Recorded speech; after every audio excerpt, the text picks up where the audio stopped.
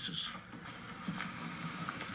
Third reading for ordinance 2017-56, an ordinance granting to Hancock Wood Electric Cooperative Incorporated, its successors and assigns, the right to acquire, construct, maintain, and operate in the streets, thoroughfares, alleys, bridges, and public places of the city of Findlay, state of Ohio, and its successors, lines for the distribution of electric energy and other services to parts of the city of Findlay and the inhabitants thereof for light, heat, power, and other purposes, and for the transmission of the same within, through and across said city of Findlay, state of Ohio, subject to and in compliance with the Certified Territories for Electric Suppliers Act, Ohio Revised Code, sections 4933.81 to 4933.90. Ms. Frishy. Move for approval. Second, Mr. Wobser. Discussion. Mr. Wobser. We've had a lot of discussion on this topic over the last year, and I think it's all been good because we've learned quite a bit with about how these things work legally and obviously how they work in local areas and different groups, and how things can be how things can get turned around a little bit, and it's unfortunate. Mr. Walton, one question: is it your opinion that this legislation will put you back into the same position that you were prior to the problem starting to happen, which was at the Romark? So essentially it's just going to put us back where you will have a chance to compete fairly. Absolutely. Mr. Rasmussen, is your opinion the same when you read this? It goes back to territories. Their certified the Certified Territorial Act. Whether it accomplishes that or not, I've been pretty clear all along. That's not my decision. That's PUCO's. Right. You know, there've been some rulings in 1 and 2000 that talks about it, and you know, recognizes the city's home rule authority. So I think that's the issue, is that this is the language they requested. I don't represent Hancock Wood Electric. That's what they wanted. That's why it was in there. And I think if it's up to the PUCO whether it puts them back in the same position or not. Along the same lines, then, in your discussions with AEP, and I'm referencing a letter from TJ Wells to you, and he's discussing this legislation and the Certified Territories Act, etc. And I'm not going to proclaim that I understand exactly what was claimed in here, because there's several different legal cases that are cited. But it talks about in your discussion day, so in your conversations with AEP, is it their understanding that that is what will happen if this legislation is passed, that they will have to go back to doing business the way it was?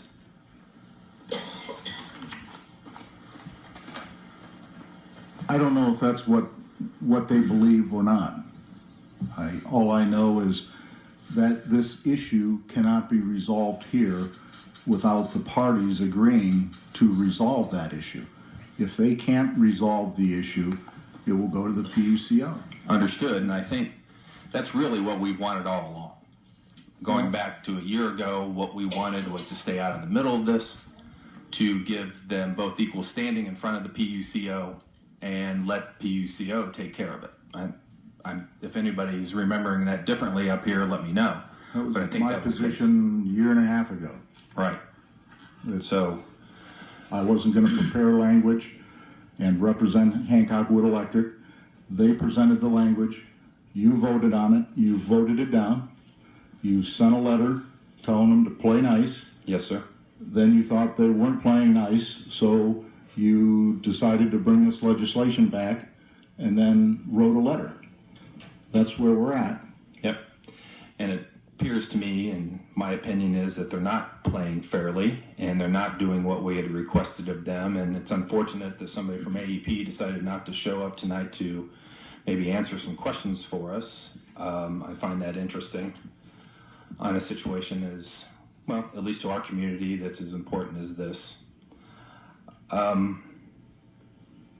think I've heard enough on this, and when we look at the ability for Hancock Wood to recover their stranded costs if this continues on, and I really see no reason why AEP would not continue to move forward and pick up the larger loads that they want and ultimately leave all Hancock Wood with the stranded costs that they'll eventually have to pass back on to their commercial and residential base. That to me does not seem to be the right way to do things for our city and or for our citizens. Thank you, Mr. Monday. Ms. Russell.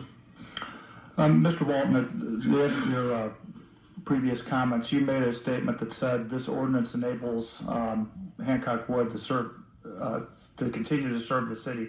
Does that mean if this ordinance does not pass, that Hancock Wood no longer serves the city? I mean, it seems like a pretty strong statement. So I'm wondering. What are you saying, Grant? Please come to Mike.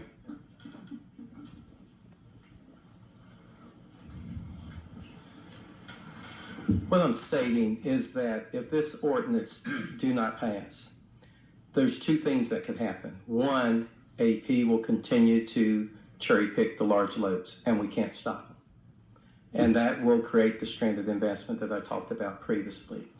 The other thing is, just like Don had indicated, if there is a dispute between AEP, let's say they took one, and we've got the language in our franchise, it gives us the ability to take it down to the commission and to be able to get a ruling from an administrative judge. It's a recommendation from the administrative judge to the commissioner, and the commissioner will make the final ruling based on the recommendation from the administrative judge.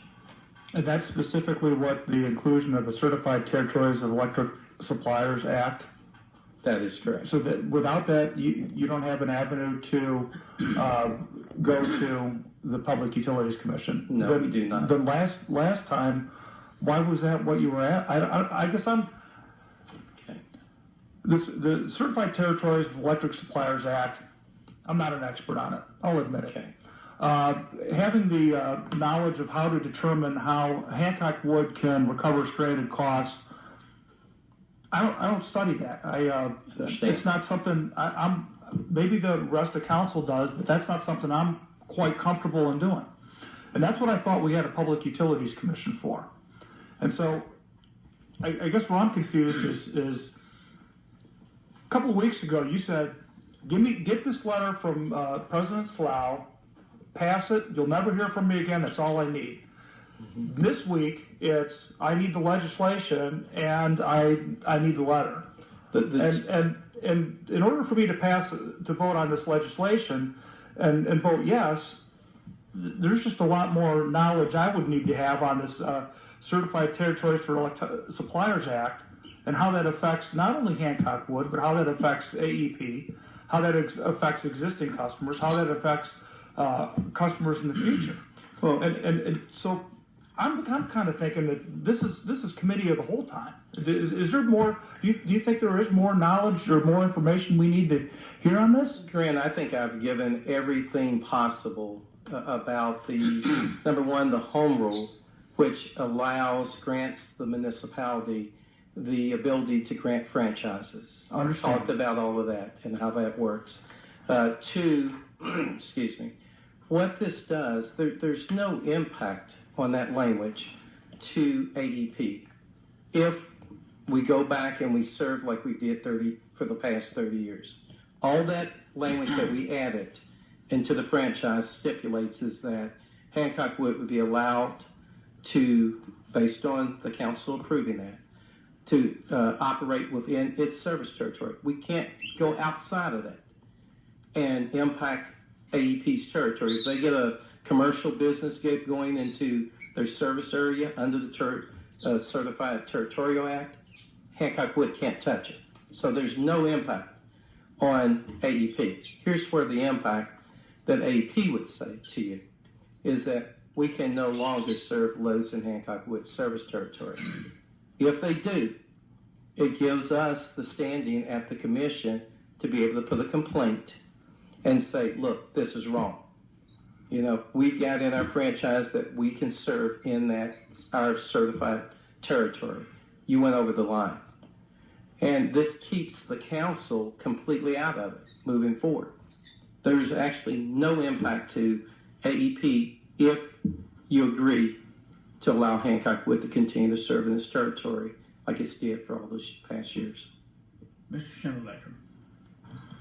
Why don't I go back to what you responded to a statement from myself earlier about not being in on the ground floor through the Economic Development Department of the Alliance. I too am uncomfortable with this for two reasons. I too think we need a committee of the whole meeting that would involve Hancock Wood and AEP. The fact that they're not here tonight is unfortunate. It is vacation time and it's somewhat understandable.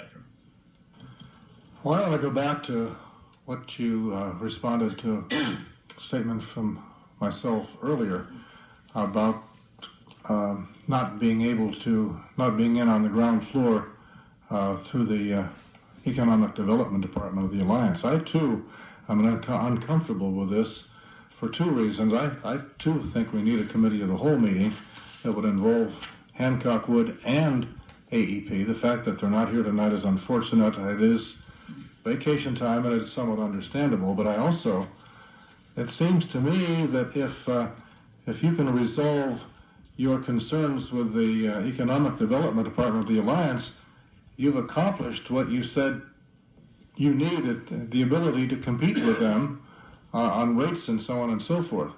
I would move that this legislation be tabled and a committee of the whole meeting be scheduled to involve AEP, Hancock Wood, and a representative from the Economic Development Department of the Alliance. Could I make a comment? No, we have a motion on the floor. You second that motion? No, I thought Then I thought I had the motion on the floor when I made a motion and But second. there's a motion to table supersedes the motion on the floor. No, I Am I did not correct, second Mr. that. Rasmussen? Okay. Is there a second to Mr. Schindler-Decker's motion? Second by Mr. Hellman. There'll be no discussion. The only thing I would request to change the motion, don't have in the motion the meeting of the whole, because I think that should take a separate motion. So would you withdraw that and the second withdraw? Withdraw. Okay. All in favor of, there's no discussion, I'm sorry. All in favor of tabling the, Excuse me, Mr. Monday, but you changed the motion right there. So, it's fine, and I understand that we're not allowed to, but at the same time, you can't change things halfway through the conversation. I'll withdraw the motion. Well, then I would like to say. okay, go ahead, Ms. Frishy. I have two things in the last two comments. First of all, a committee of a whole is not needed since we've already had a committee of a whole. We've met with Hancock Wood one-on-one. I believe we met with AEP one-on-one. I think to settle this issue this evening, if there is confusion on not understanding anything over the last year, I don't know if we are able to go into recess and we can just pull the minutes from the video from May of last year where we had AEP and Hancock Wood here, and AEP even said on the record that this would not hurt them. The request that Hancock Wood made would not hurt them. It would only not allow them to cherry pick. So that's part one. If that's allowable, I would make that motion before we ask to have another committee of a whole. Repeat your motion. If we can go and recess and watch the video of Hancock Wood and AEP sitting right here in council a year ago, everybody giving both sides and very clearly, which is what got us to the letter that we sent last year, telling both parties to play nice or we would readdress the issue. Part two. Wait a minute, you have a motion on the floor? Well, I'm sorry, I have that. If that's an allowable motion, I've never heard I of don't it, know. but I would like to make Is there a that one. second to that motion? You second, Mr.? Can you succinctly clarify that motion again? I would ask that we go into recess to watch to watch the council meeting, if that's allowed, to watch. Well, then, if we can just bring a video, if we can bring the video in here. The motion to, let's Well, vote on whatever the I'm motion. allowed to do, I'm getting questions. So. Let's vote on the motion to go into recess to look at the video. Is there a second to that motion? Motion dies for lack of a second. Mr. Schindlerdecker. I move that this legislation be tabled, Unbelievable. period. Is there a second to that motion?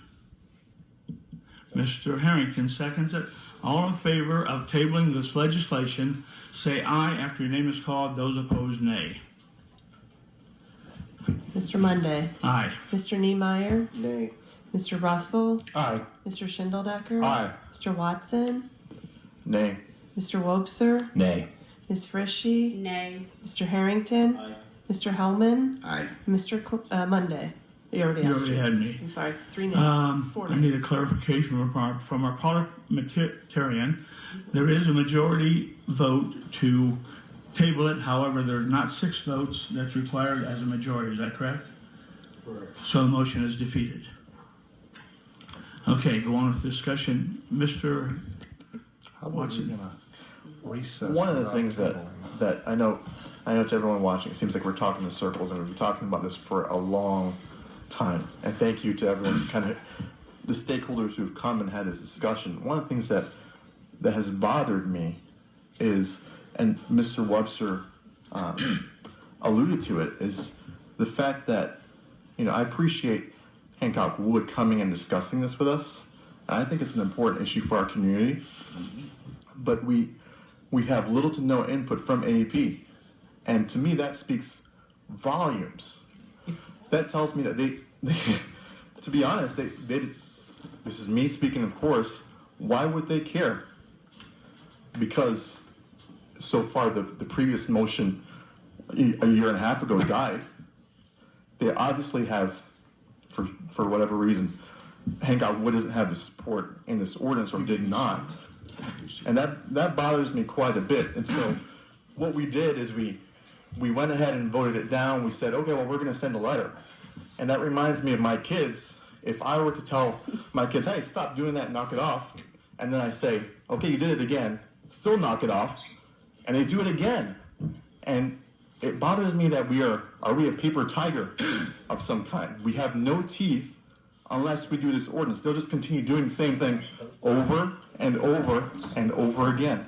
And that, I don't know if it bothers anyone else, but that bothers me a whole lot. That's my piece. I support the legislation. Ms. Ritchie. That wasn't a very happy voice. Pardon? I said that wasn't a very happy voice. Ms. Ritchie? There you go.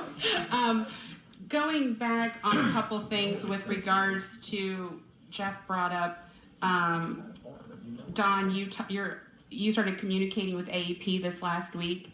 Well, the email was from the 5th, and then I know Tim Miley, Economic Development, provided it to me. Curious why you, as law director, were communicating with AEP, what you were trying to figure out, and did you get your answers? And again, asking for our law director to make us know. I guess what I'm trying to say is there, if you don't feel that changing the franchise agreement works, what's a better way for us to say no more, we do not want to put the city in the middle? Can we just do that as a resolution and vote on it? Or if we pass this will take care of it the same? Because you're talking with AEP, and Tim Miley was talking with AEP prior to this council. So I'm just trying to figure out what economic development wants and what our law director wants. It's not important what the law director wants, and I wasn't in communications with them. I was on vacation, and I came back on Monday, and I had a message to call Tim Wells. And Tim Wells also said, call Tim Wells, AEP. He wanted to know where we were on the status of that. I said, I don't know. I went out and got my book. I saw that you had given it a second reading while I was gone on vacation, and that it was up for a third reading tonight. So I advised him that it was up here for a third reading, I asked him if he was gonna have somebody here. He said, I don't think we can get anybody here. And he sent me a copy of the 2000, not a whole copy of the transcript of the case, but the site for the case in 2000 that talks about home rule authority. So, again, I'm not going to represent Hancock Wood Electric. I do not represent Hancock Wood Electric. Mr. Hollister, I believe, prepared the language. That was the language that HWE wanted, not me. So that's what we have. And it's up here for the second time now. And it's not my opinion. It's not important what I think. I don't have a vote. I'm not council. I don't understand where we're going with this. I'm just trying to clarify, you're our parliamentarian, you're our law director. If I'm not asking you to represent Hancock Wood, I'm asking you to represent us in the community of the city of Findlay. Well, you're asking me about this language, and I didn't draw the language, and it's the language they wanted. It's the language they think will get them to be successful at the PUCO, and I'm not. So that's their deal. It's not illegal language. Okay, that answers one question. But on question number 2, does this language for the citizens, commercial and residential in the city of Findlay, does it give them a protection of safety to know that they will not have stranded infrastructure? Or do we need to have different legislation? Does that take care of it? This legislation is not going to take care of it if AEP still does what they're doing and Hancock Wood Electric is what they're doing until they go to the PUCO and get a ruling on it. It's been my position for over a year now, and I don't know why you think it would change. They're the ones that take care of these issues, not the city of Findlay. Well, we write the franchise agreement. Mr. Niemeyer. I make a motion, we vote on this in favor of Hancock Wood. Leave it up to the PUCO. We spent way too much time on this. It goes back for a year. I'll second that. Mr. Whoopser? I just had a quick question, Ron, and I apologize, but from the standpoint, I've never been in this situation where we've had Mr. Slough move over to the mayor and you going there. Your vote counts in this situation? Yes. It does. So I was just wondering because in somebody's earlier votes... I'm a councilman conducting the meeting. I'm not the president of the council. I'm a councilman conducting the meeting in the absence of the president. Okay, so I still have a vote. I have it. I can discuss, but I haven't. And I can make motions, but I haven't. Understood. Thank you. And then, so in this situation, we've got 9 votes that are going to be cast tonight. Correct. Thank you. Anything further? All in favor of the legislation signify by saying aye after your name is called. Those opposed, nay. Mr. Niemeyer. Yes. Mr. Russell. Nay. Mr. Schindeldecker. Nay. Mr. Watson. Aye. Mr. Wopser. Aye. Ms. Frishy. Aye. Mr. Harrington. Nay. Mr. Hellman. Nay. Mr. Monday. Aye. So If I counted right, it's 5-4. 5-4 against. So the ordinance is defeated. That was 5-4. 5-4. 5. But it had to have You need a majority. 5 majority in of favor. council, you need 6. Yeah, 5 in favor, 4 against. It takes 6 to pass an ordinance. That was so set up. Let him let up for re-election. Okay, let's go on to the next one. Mr. Monday? Mr. Monday. Yes. Go ahead. I very reluctantly voted nay. I had talked to Hancock Wood people and customers and people from the company within the last couple of days and told them that I was leaning in their direction, and I still feel that way. I very reluctantly voted nay because I think what Mr. Walton said regarding the alliance was very significant to me. And I really felt it was important. It was important that we hear from the Economic Development Department of the Alliance. Mr. Schindler, can I interrupt you, please? Sure. This conversation shouldn't be here. It should be under old business. If you want to Yeah. repeat your comments, we're in between ordinances and we don't discuss an ordinance after it's been decided or before it's on the floor. So could you hold your comments to old business, please? I'll just let what I said Okay, thank you. pass for what I said. Third reading for ordinance 2017